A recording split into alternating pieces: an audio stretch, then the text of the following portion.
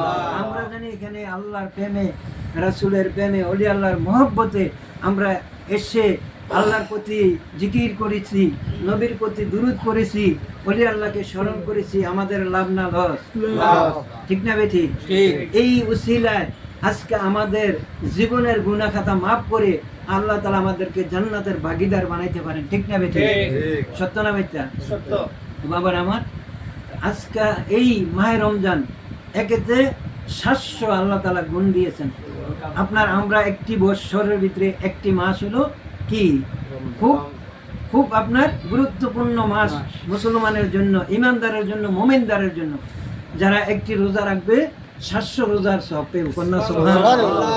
এক ওয়াক্ত যে নামাজ পড়বে কত 700 ওয়াক্ত নামাজের সওয়াব পাবে। সুবহানাল্লাহ। এই মাসে আমরা যেই আমল করেন, যেই সুবহানাল্লাহ যদি একবার করেন 700 আপনার সুবহানাল্লাহ, যেই কোনো আমল করেন একের থেকে 700। কন্যা সুবহানাল্লাহ। এই মাসটা হইলো আমাদের কি মাস? রহমতের মাস। তারপরে হইলো আমরা কি মাগফিরাতের মাস, নাজায়েতের মাস। এই মাসে যে গুনাহ মাফ না করতে পারলো তার মতন নালায়েক, তার মতন বদকার আর পৃথিবীর জমিনে হইতে পারে না। ঠিক না বেঠি? এই মাসটা হইলো আমাদের জন্য কি আল্লাহ তাআলা সুপ্রিম মাস দিয়েছেন।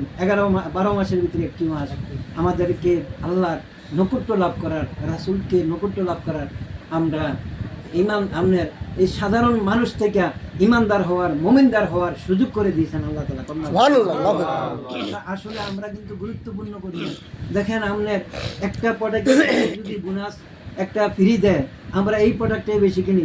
যদি আপনার এক জায়গায় বেচে টমেটো 40 টাকা, আরেক জায়গায় যদি বেচে 30 টাকা, কোন জায়গায় বেচা কিনি হইব বেশি? 30 টাকা। দেখেন আল্লাহ আমাদেরকে অফার দিয়েছেন বান্দাকে। দুনিয়াতে যেরকম অফার চলে বিভিন্ন আমাদের পটাকের সাথে, আল্লাহরও যেই পটাক রয়েছেন আমাদের জন্য ফরজ কিছু কাজ রয়েছেন। এই ফরজের কাজের ভিতরে আল্লাহ কি দিয়েছেন আমাদেরকে? কি দিয়েছেন? অফার দিয়েছেন। আমরা অফার তো বুঝি না। অফার কি বুঝতে পারলাম না, মানতে পারলাম না। এই মাসটা হইলো আমাদের জন্য উত্তম মাস। এই মাসে যদি কেউ ইন্তেকাল করে, আল্লাহ তাআলা বলেন, রাসূল পাক সাল্লাল্লাহু আলাইহি ওয়াসাল্লাম হাদিস শরীফে বলেন, তার সওয়াব করা হবে না। সুবহানাল্লাহ। তো বুঝেন এই মাসে যদি মারা যায়, রমজানে, মাহে রমজানে যদি মারা যায়, মুনকিন নরকি তার কবরে সওয়াব করবেন না। কন্যা সুবহানাল্লাহ। তাহলে এই মাসের ক্ষমতা আছে কিনা? নাই? আছে। যদি একটি মাস রোজা রাখতে পারে, সেজন্য 12 মাস রোজা রাখলো। সুবহানাল্লাহ। এই রোজাটা কেন দিয়েছেন আমাদেরকে? শিখার জন্য, বোঝার জন্য, আত্মসংজ্ঞান করার জন্য। কারণ হলো অনেক মানুষ উপবাস থাকে, তার থেকে ওই জানি মানুষটা উপবাস থাকে, ওই ধরনটা, ওই কষ্টটা, ওই তার খাসিলতরা আমরা ভোগ করার জন্য। কন্যা সুবহানাল্লাহ।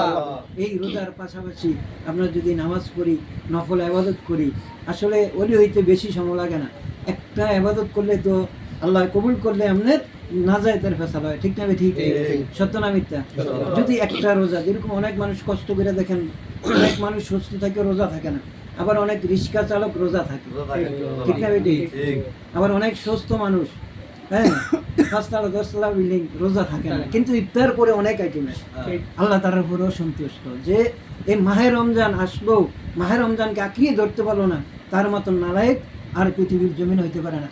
বাবারা, আমাদের নবী শ্রেষ্ঠ, আমাদের কোরআন শ্রেষ্ঠ, আমরা আপনার আল্লাহর বান্দা হিসেবেও শ্রেষ্ঠ। ঠিক না বেটি? অন্য নবীর উম্মতরা আপনার জান্নাতে যাবে পড়ে, নবীদের পড়ে, আর আমরা যাব সকল নবীদের আগে। কন্যা সুবহানাল্লাহ। আমরা কি সকল নবীদের আগে? তাহলে আমাদের জন্য সকল জায়গায় আল্লাহ উন্মুক্ত করে দিয়েছেন। কার জন্য? ইমানদার মুমিনদের জন্য। এই কারণে আমরা সত্যকে সত্য বাঞ্জে মানতে হইব, হালালকে হালাল বাঞ্জে জানতে হইব, হারামকে হারাম বাঞ্জে জানতে হইব। ঠিক না বেঠিক? হারাম হালাল বিল্লাহ খাওয়া যাইব না, আবার হালাল হারাম বিল্লাহ খাওয়া যাইব না। ঠিক না বেঠিক? যেরকম আমাদের জন্য আমরা গরু গোশত খাওয়া করছে কি হালাল, যেরকম হন যে একটা তাবারুক দিব, এই তাবারুকটা কি হালাল হইব না? এই যদি আমরা না খাই, বিসমিল্লাহ বলে দোয়া না পড়ে, এটা কি হইব? হারাম হইব। কি হয়ে যাব? আমরা কিন্তু হালাল কামাই করি, হালাল খাই, কিন্তু অনেক সময় আমাদের খিদার কারণে আমরা দোয়া পড়াও ভুলে যাই, বিসমিল্লাহির রহমানির রহিম পড়তে আমরা রাজি না, মন খেয়াল থাকে না। ওই আমাদের ভিতরে, সকলের ভিতরে একটা আপনার শয়তান আছে, খন্নাস আছে। এই খন্নাস আমাদেরকে কি করেন? আমাদের খন্নাস পরিচালনা করেন। খন্নাসের কাজ হলো আমাদের কেমনে পথভ্রষ্ট করা যায়। বাবারা যারা ইমানদার মুমিনদার ওই খন্নাসটাকে মুসলমান বানাই ফেলে। কন্যা সুবহানাল্লাহ। তো এই মুমিনদার ইমানদার হলো আল্লাহর বন্ধু, আল্লাহর ওলি হয়ে যান তারা। সুবহানাল্লাহ। যেরকম আলী বিশা রহমতুল্লাহ আলাই, উনির বাড়ি কই ঘর কই আমরা জানি? আমরা এই এত বছর 800 বছর পুরুষ মোবারক হইতে আছে, অনেক দূরান্ত থেকে আসে খান মরিদান জাকেরান আপনার ভক্তবৃন্দ আসে এই জায়গাটা আলোড়ন সৃষ্টি করতে আছে। ঠিক না বেটি? আমরা যারা আশেপাশে আসি আইনের দিশারে আমরা চিনি না, সত্য না মিথ্যা? অনেক দূর থেকে আইনের দিশার থেকে ফয়েজ রহমত বরকত নিজে আছে, সত্য না মিথ্যা? যেরকম আমরা অনেকে অনেক মুসলমান আছি, এখন আমরা শিক্ষার হার যত বাড়ছে এত আমাদের জ্ঞান কমতি হইতে আছে। ঠিক না বেটি? যেরকম আপনার অনেক শিক্ষিত মানুষ বলে জানি ওলি আল্লাহ, ওলি আল্লাহর কথা কোরআনে আছে না নাই? হ্যাঁ, যেরকম আমরা কোরআনে কেমনে আছে বাবা, আমরা যে নামাজ পড়ছি না আজকে, তারাবি কোন, নফল কোন, ফরজ কোন, আমরা সূরা ফাতিহা ছাড়া নামাজ পড়া যাব? তো আমরা সূরা ফাতিহা পড়তে গিয়ে ইদিনা সিরাতুল মুত্তাকিন পড়তে হয় কিনা? এই আয়াতটা পড়তে হয় কিনা? তো কি বলছে? মুত্তাকিন। মুত্তাকিন কারা? আল্লাহর আউলিয়া কেরাম। কন্যা সুবহানাল্লাহ। ওই আপনার দেখেন নামাজে ওলি কেরামের নাম স্মরণ না করলে নামাজ হবে না। সুবহানাল্লাহ কইতেন? সুবহানাল্লাহ। ওলি আল্লাহকে বাদ দেওয়ার কোনো রাস্তা আছে কিনা? নাই। এই কারণে আমরা বায়াতে রাসূল গ্রহণ করতে হবে। যেরকম বাবারা কিছুদিন আগে নির্বাচন গেছে, কথা বলতে গেছি কি কষ্ট পাইতেছেন? না না না। নির্বাচন গেছে, নির্বাচনে আপনার সকলে ভোট পেয়ে নির্বাচিত হয়ে মানুষে তাকে সমর্থন করার কারণে তো সে পাস করছে। ঠিক না বেঠিক? পাস করার পরে একটা দুনিয়াবি একটা আইন রয়েছেন, আইনটা হলো শপথ বাক্য। সুবহানাল্লাহ। কি করতে হয়? এই শপথ বাক্যটা হলো কোরআনের আইন। কন্যা সুবহানাল্লাহ। তো এই কারণে বায়াত রইল শপথ বাক্য। বায়াত অর্থ কি? শপথ বাক্য। জানি আমরা অনেকে বলি হে মানুষ, আমিও মানুষের কাছে বায়াত হবো কেন? যেরকম আমরা অনেক রকমের কাজ শিখি না, একজন আরেকজনের সম্মুখ আপনার কিতা হয়, আরে কি কয় আপনার এই তার সঙ্গ দিয়ে আমরা কাজ শিখতে হয়, বিভিন্ন কর্ম শিখতে হয়। ঠিক না? আমি ঠিক। তো এই কারণে দুনিয়ার ভিতরে আল্লাহ আল্লাহ রাসূলকে চেনার জন্য যিনি আল্লাহ আল্লাহ রাসূলকে চেনেন তার কাছে সঙ্গ দিতে হয়। সঙ্গ দিলে উনি শর্ট রাস্তাটা আমাদেরকে দেখে। ঠিক না? ঠিক। যেরকম এই তারা মাঝ ভান্ডার আমজাদুল হক মাঝ ভান্ডার কাছে মুরিদ হয়েছেন, বায়াতে রাসূল গ্রহণ করেছেন, এখানে টাকা পয়সার জন্য না, দুনিয়ার কোনো কিছুর জন্য না। কি বানছে আপনার পারাপার রাস্তাটা আপনার বার করে দিলে শর্ট রাস্তায় আল্লাহ আল্লাহ রাসূলের আপনার নৈকট্য লাভ করতে পারবে। ওই রাস্তা দেখাই দিব মুর্শিদ কেবলা, ওই রাস্তায় দাখিল হয়ে আপনার এই পারাপারের ব্যবস্থা ওই যারা বায়াত গ্রহণ করেছে তারা ব্যবস্থা করতে হবে। কন্যা সুবহানাল্লাহ। তো বাবার এই কারণে বায়াতে রাসূল গ্রহণ করা, বায়াতে রাসূল আসলে বড় কোনো শর্ত না। অনেকে বলে জানি বায়াত হইলে মা বাপ মানা যায় না, মা বাপরে ত্যাগ করতে হয়, এরকম অনেকে বলে না। মা বাবা আছে মুরিদ হুমকি ঈশ্বরের জন্য। বাবারা মা বাপ থাকতে কি আমরা কাম করি না, কর্ম করি না, দুনিয়ার জন্য পেটের ফিকির করি না? তাই আখিরাতের ফিকির মা বাপ থাকতে করতে হবে। আমরা বাউল বের বাসা চিনার কারণে না এখানে আসছি, যদি না চিনতাম তাহলে আরেকজনকে জিজ্ঞাসাবাদ করতাম।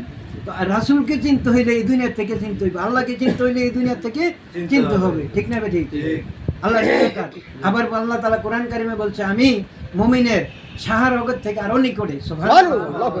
শাহরগত থেকে এই যে আমাদের দুইটা চিকন রোগ আছে, এটা বলা হয় শাহরগ। এই শাহরগ থেকে আরো নিকটে আল্লাহ তাআলা। তাহলে নিকটে আল্লাহ আমরাকে চিনতে হবে। সূরা এই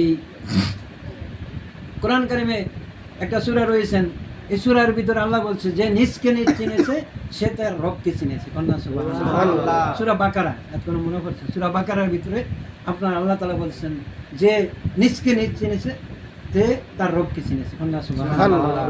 এই কারণে আমরা এই দুনিয়া থেকে আল্লাহ আল্লাহ রাসূলকে চিনার ব্যবস্থা করতে হবে।